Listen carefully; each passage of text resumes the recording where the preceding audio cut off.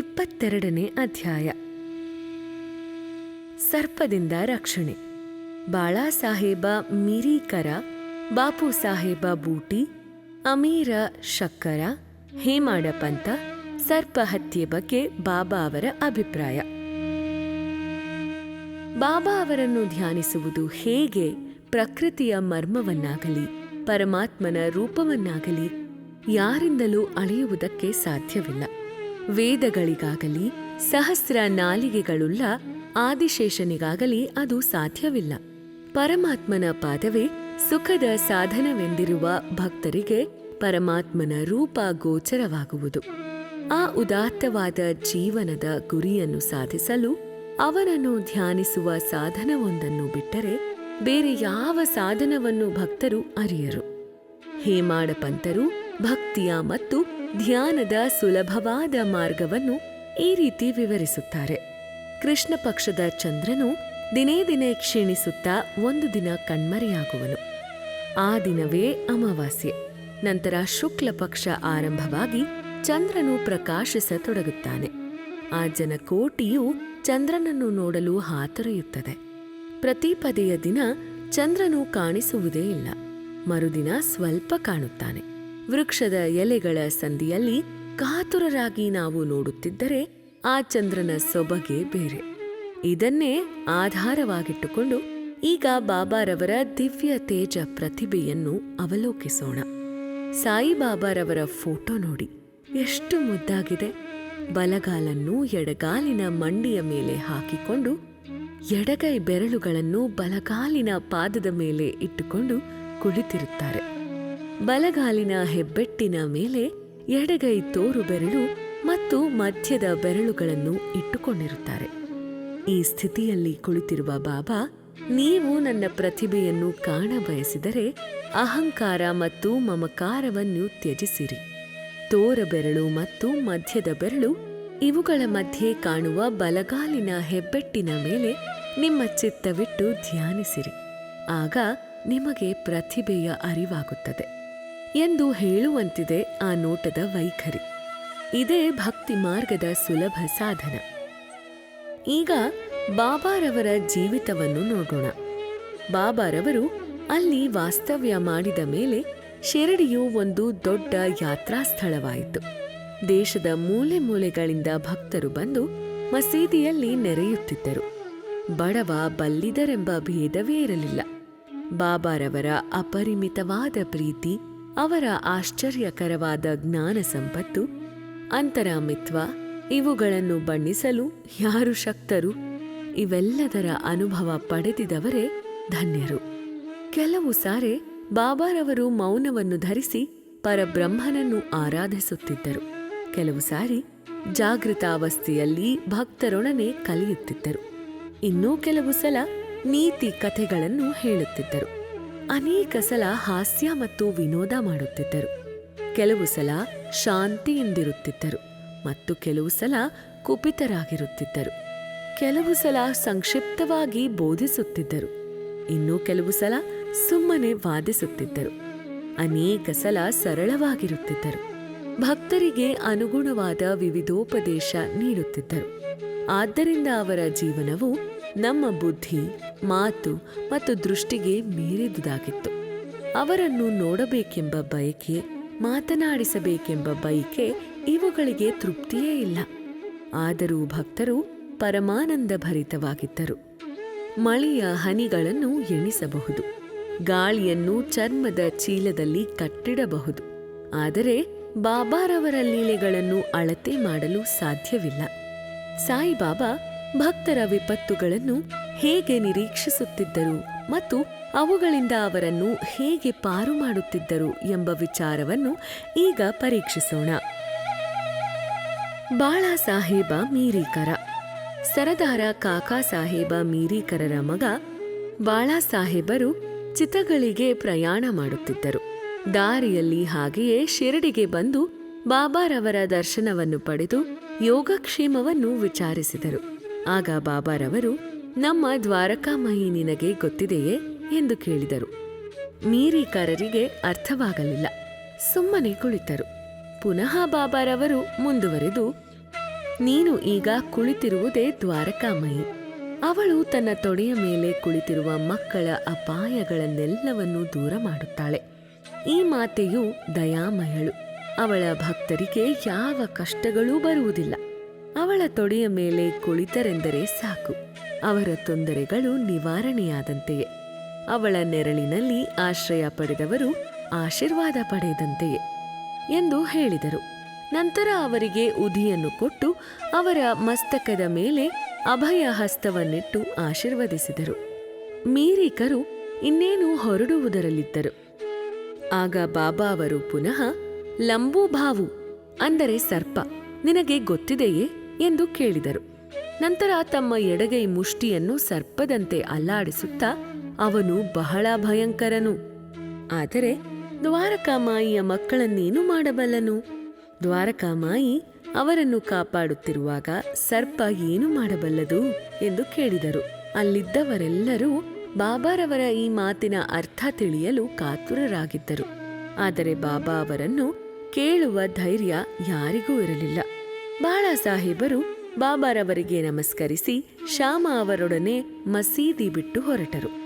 ಬಾಬಾರವರು ಶ್ಯಾಮ ಅವರಿಗೆ ಮೀರಿಕರ ಅವರೊಡನೆ ಪ್ರಯಾಣ ಮಾಡುವಂತೆ ಹೇಳಿದರು. ಶ್ಯಾಮ ಅವರು ಈ ವಿಷಯವನ್ನು ಬಾಳಾ ಸಾಹೇಬರಿಗೆ ತಿಳಿಸಿದಾಗ ಅವರು ಬೇಡವೆಂದರು. ಬಾಳಾ ಸಾಹೇಬರ ಅಭಿಪ್ರಾಯವನ್ನು ಶ್ಯಾಮ ಅವರು ಬಾಬಾ ಅವರಿಗೆ ತಿಳಿಸಿದರು. ಆಗ ಬಾಬಾ ಅವರು, ಸರಿ, ಹೋಗಬೇಡ, ನಾವು ಯಾವಾಗಲೂ ಒಳ್ಳೆಯದನ್ನು ಎಣಿಸಬೇಕು, ಒಳ್ಳೆಯದನ್ನೇ ಮಾಡಬೇಕು, ಆದರೆ ಏನಾಗಬೇಕು ಅದು ಆಗಿಯೇ ಬಿಡುತ್ತದೆ ಎಂದರು. ಸ್ವಲ್ಪ ಕ್ಷಣದಲ್ಲಿಯೇ ಬಾಳಾ ಸಾಹೇಬರು ಪುನಃ ಯೋಚಿಸಿ ಶ್ಯಾಮ ಅವರನ್ನು ಕರೆದು ಅವರು ತಮ್ಮ ಜೊತೆಯಲ್ಲಿ ಬರಬಹುದೆಂದರು.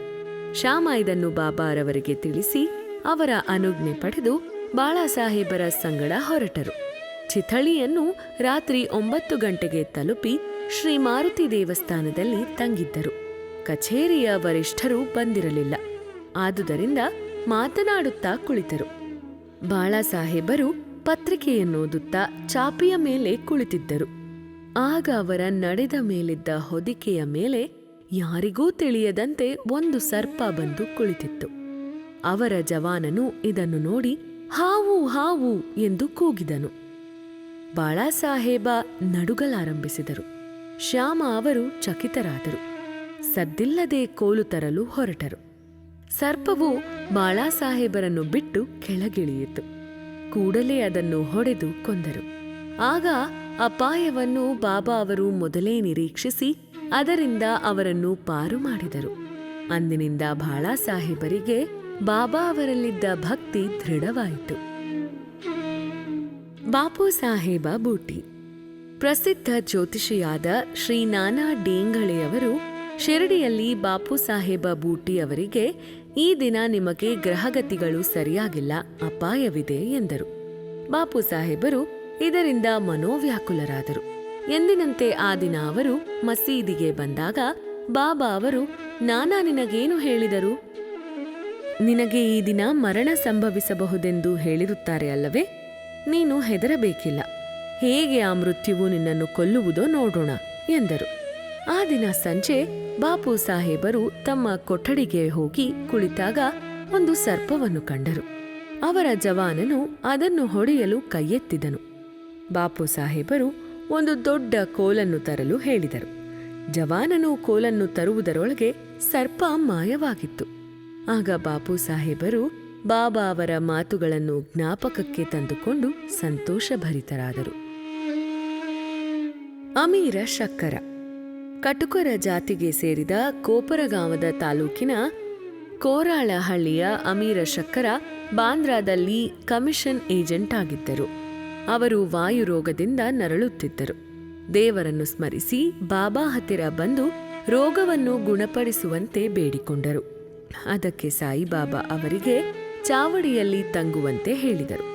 ಆ ಚಾವಡಿಯು ಅನಾರೋಗ್ಯ ಸ್ಥಳವಾಗಿತ್ತು.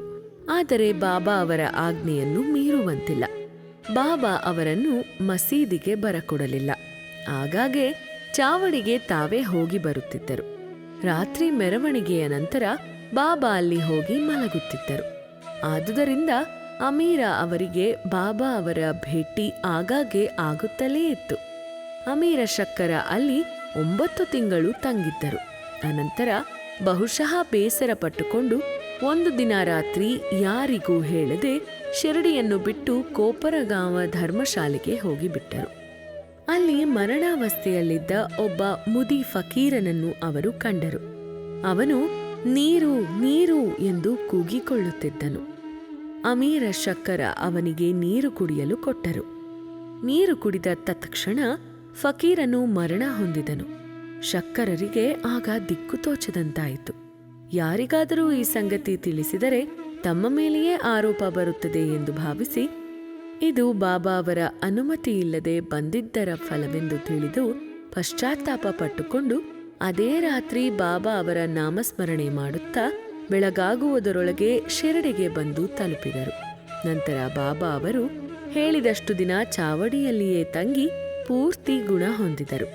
ಒಂದು ದಿನ ರಾತ್ರಿ, ಓ ಅಬ್ದುಲ್, ಯಾವುದೋ ಒಂದು ಭೂತ ನನಗೆ ಅಪ್ಪಳಿಸುತ್ತಿದೆ ಎಂದು ಬಾಬಾ ಕೂಗಿಕೊಂಡರು.